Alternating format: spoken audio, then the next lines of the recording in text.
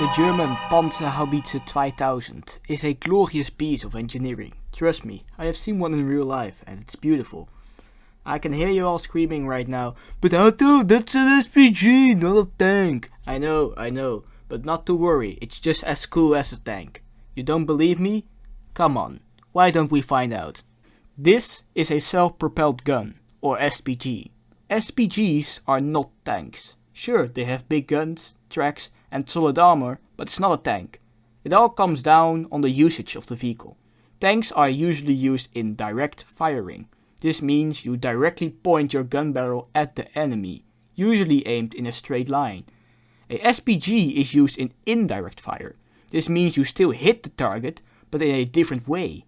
Most of the time you can't actually see your target and you fire your projectile through the air. You fire your shells in a parabola. I'm getting serious flashbacks to math, but that aside, this works similar to mortars or field howitzers.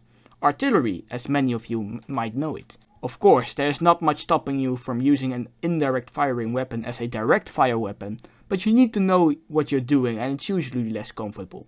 Talking about SPGs deserves an entire separate video, so let's get back to the Panzerhaubitze 2000, shall we? The development of the PZH-2000 began in 1987. This began after the failure of the SP-70 program.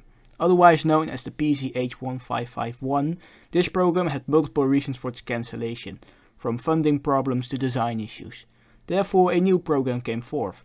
This program was a collaborative effort by the German company Krauss Maffei Wegmann and Rheinmetall.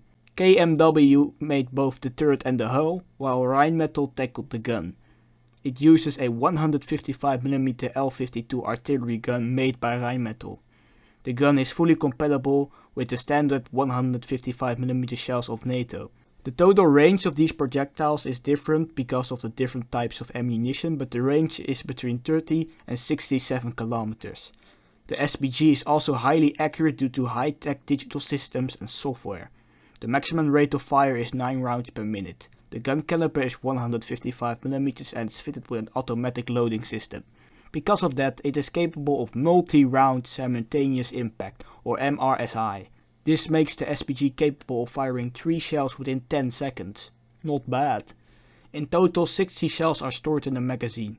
The gun also has a fancy looking muzzle brake, which I personally just think is really cool. Meanwhile, KMW worked on the vehicle itself. One of the biggest mistakes from the SP-70 program was the fact that it was directly built on a tank hull. The PZH-2000 does use components from the Leopard 2, but the hull and turret are both unique. The engine used is the 8-cylinder MTU MT881KA 500 supercharged diesel engine. Oh, that's a lot, mate.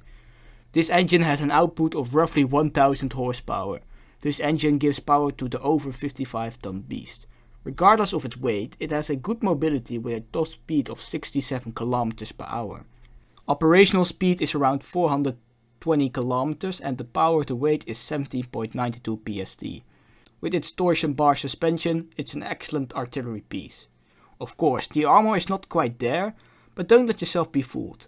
The PZH-2000 is protected against 14.5mm rounds, all-around protection against small arms and shell fragments, and it has the capability of mounting explosive reactive armor if needed. Furthermore, it's fitted with an automatic fire suppression system, and the icing on the cake, it has a fully fledged NBC protection system. The crew consists of 5 people, the commander, gunner, driver and 2 loaders, but the loaders are only loading if the automatic loading system fails. The commander also has a 7.6 MG3 made by Rheinmetall to play with.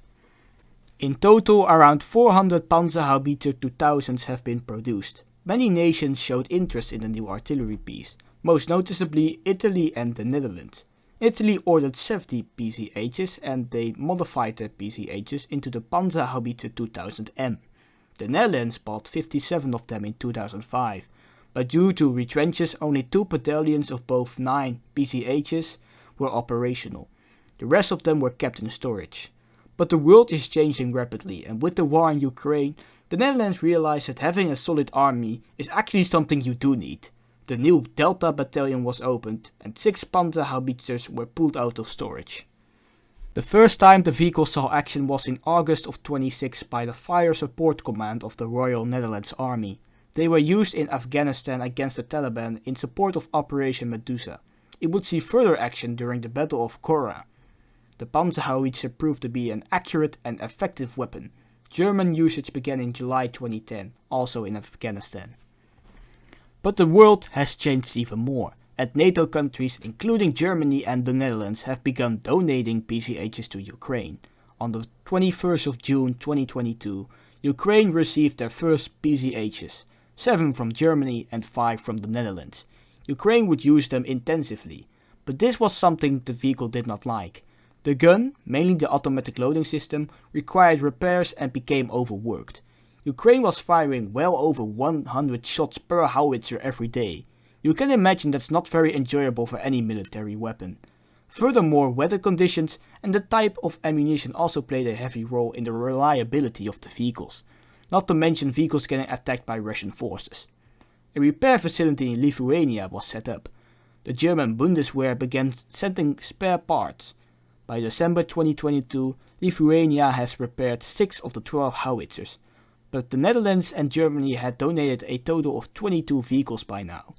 You need to keep in mind, this all costs millions. To produce one Panzerhaubitze 2000, you need a whopping 17 million euros in your bank. Ukraine and KMW were discussing a deal to buy 100 PCH 2000 for 1.7 billion euros. You will need more than just a jackpot for that. Recently, with all the equipment being ready, there's been a lot of talk about the upcoming Ukrainian attack. I would love to tell you guys all about it, but I know basically just as much as you do. In a propaganda video made by Ukraine, you can spot a cheeky Panzerhaubitze sitting in the background. Now, I am no war general, but there's not a doubt in my mind that these things will see some very good action very soon. I also recommend you to follow the message of the video. Seriously.